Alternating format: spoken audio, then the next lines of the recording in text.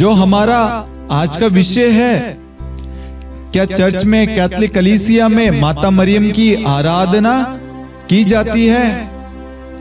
तो उसका जवाब है नहीं। कलीसिया में परमेश्वर को छोड़कर किसी और की आराधना नहीं की जाती है। पिता, पुत्र, पवित्र आत्मा की आराधना, स्तुति, महिमा, प्रशंसा की जाती है। माता मरियम और सभी संत गणों का हम आदर करते हैं। Hallelujah, hallelujah. हम सब प्रभु का पवित्र वचन संत लूकस अध्याय 1 वाक्यांश 48 में पढ़ते हैं, जहां पर वचन कहता है, अब से सब पीढ़ियां मुझे धन्य कहेगी। अब से सब पीढ़ियां मुझे धन्य कहेगी। संत लूकस अध्याय 1 वाक्यांश 48। आप सभी वचन को खोले। Hallelujah, hallelujah. हम माता मरियम का और सभी संतों का आदर करते हैं, और आदर करने के लिए हमें वचन सिखाता है। वचन लूकस अध्याय 1 वाक्यांश 48 में कहता है, अब से सब पीढ़ियां मुझे धन्य कहेगी।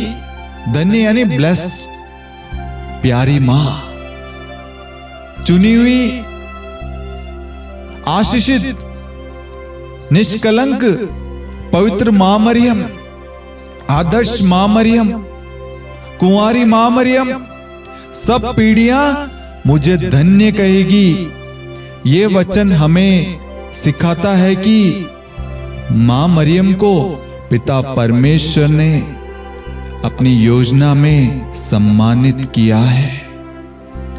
अगर बाइबल में वचन लिखा गया है, अब से सब पीढ़ियां मुझे धन्य कहेगी, तो क्या हम मां मरियम का आदर करना, सत्कार करना, मां मरियम से प्रार्थना करना, मां मरियम की मध्यस्थता मांगना, मां के प्रति अपना प्रेम प्रकट करना, मां के साथ अपनी खुशी को बयान करना, क्या गलत है? अगर ये चीज गलत है तो मैं कहता हूं आप वचन के खिलाफ जा रहे हैं।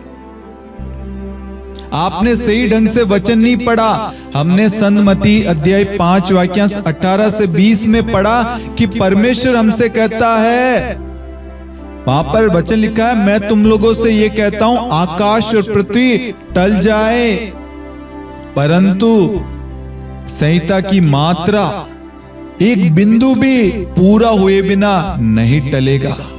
क्या हम उस संहिता की मात्रा को, उस बिंदु को, उस वचन को हम बदल रहे हैं? उसको अपने अकॉर्डिंग मॉडिफाई कर रहे हैं, चेंज कर रहे हैं?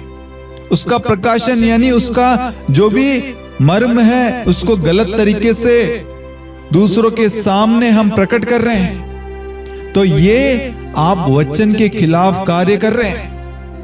संत मत्ती अध्याय 5 वाक्यांश 18 से 20 में आप पढ़ना, एक भी मात्रा, एक भी बिंदु पूरे हुए बिना नहीं टलेगा। और ये लिखा गया है संत लूकस अध्याय 1 वाक्यांश 48 में, अब से सब पीढ़ियां मुझे धन्य कहेगी। इसका मतलब ये पूरा होकर ही रहेगा, पूरा हो रहा है, होता रहेगा। आने वाली पीढ़ियां, आने वाले वंशज सब मां मरियम को धन्य कहेंगे, मां मरियम की मध्यस्थता द्वारा प्रार्थना करेंगे, मां मरियम को अपना प्रेम प्रकट करेंगे। Hallelujah, hallelujah. यहां पर हम देखते हैं, यहां पर कैथोलिक कलीसिया में हम देखते हैं वर्शिप जो है, आराधना जो है, सिर्फ परमेश्वर की जाती है। Hallelujah, hallelujah. और सभी संतों का, सभी प्रेरितों का, नबियों का, सबका आदर किया जाता है। उनकी मध्यस्थता द्वारा प्रार्थना की जाती है। उनके जीवन द्वारा, उनकी प्रार्थना के द्वारा हमने जो सीखा, समझा, उन सब के लिए हम ईश्वर को धन्यवाद देते हैं। हम कहते हैं कि प्रभु, जैसा आपका ये दास है, ये दासी है, उसी प्रकार हमें भी बनाइए, जिस तरीके से ये प्रार्थना करते हैं, उपवास करते हैं, वचन की घोषणा करते हैं, स्तुति महिमा आराधना करते हैं, प्रभु किस तरीके से कितनी सुंदरता के साथ में वचन बांटते हैं। प्रभु हमें भी कृपा दे ताकि हम भी आपके उस दास की तरफ बन पाए। क्या हम नहीं बोलते? बोलते हैं। हम भी मां मरियम की मध्यस्थता द्वारा यही तो प्रार्थना करते हैं कि मां हमारे लिए प्रार्थना कर, हमारे बच्चों के लिए, हमारे परिवार के लिए, हमारे युवाओं के लिए, कलीसिया के लिए, ताकि मां मरियम ने जैसा आचरण किया, जैसा विश्वास किया, जैसे दृढ़ रही, जैसे परमेश्वर की योजना को एक्सेप्ट किया और उस योजना से, उस प्लानिंग से पीछे नहीं हटी। चाहे कितनी भी परेशानियां, प्रॉब्लम, समस्याएं क्यों नहीं आई, चाहे मां मरियम को अपने घर को छोड़कर जाना पड़ा, रहने के लिए छत नहीं मिली, प्रसव देने के लिए उनके पास में जगह नहीं थी। सोचिए, वो हमारी आदर्श मां है, वो हमारी प्यारी मां है, वो हमारी ब्लेस्ड मदर है, धन्य मां है वो। Hallelujah, hallelujah. तो यहां पर सबसे पहला पॉइंट ये था, क्या कैथोलिक कलीसिया में माता मरियम की आराधना होती है? तो इसका जवाब है नहीं।